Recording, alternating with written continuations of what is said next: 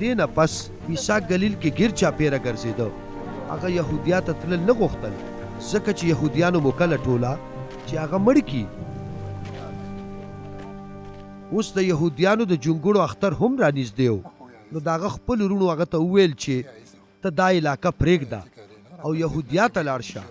نو چې ستا مریدان هغه لوی کارونه چې ته یې کوې وویني، ځکه څوک چې غواړي چې مشهور شي نو هغه پټ کارونه نه کوي.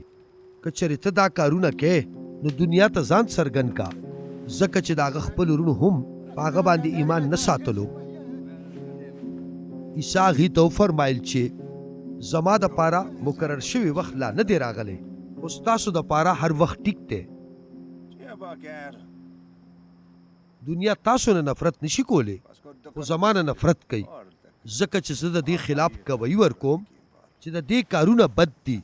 تاسو په خپل اختر له لاړ شئ، زه دې اختر له نه ځم، ځکه چې زما دپاره مقرر شوی وخت لا نه دی راغلی. د دې فرمایلو نه پس عیسی په ګلیل کې پاتې شو. خو کله چې د عیسی وروڼه اختر له لاړل نو هغه په خپله هم لاړو، خو په ښکاره نه بلکې په پټه.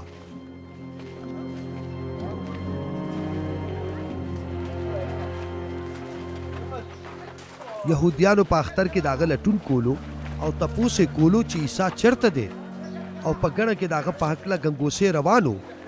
چا به ویل چې هغه ښه سړی دی، خو ځینو به ویل چې نه هغه خلک بېلارې کوي. خو بیا هم خلکو د هغه په هکله د یهودیانو د یرې په وجه ښکاره هیڅ نه شو ویلی. کله چې اختر نیم تیر شو نو عیسی د خدای کور ته لاړو او تعلیم یې شروع کو. یهودیان حیران شول او وی ویل دې سړي څنګه دومره علم حاصل کو سره د دې چې د خو تعلیم نه دی کړی. عیسی جواب ورکو زما تعلیم زما نه دی، بلکې دا د هغه چا دی چې زه یې رالیږلی یم. هر څوک چې غواړي چې د خدای پاک رضا پوره کړي هغه به په دې پوه شي چې زما تعلیم د خدای د طرفه دی یا که زه د خپل ځان د تعلیم ورکوم.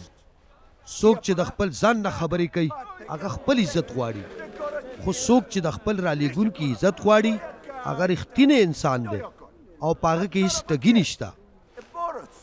ولې موسی تاسو ته شریعت نو درکړی، خو تاسو کې یو هم پې عمل نه کوئ. تاسو ولې زما د مړ کولو موقع ګورئ؟ ګڼې جواب ورکړ په تا پیریان ناست دي، څوک ستا د وژلو کوشش کوي. عیسی جواب ورکړ ما یوه معجزه وکړله او تاسو ټول حیران شوئ.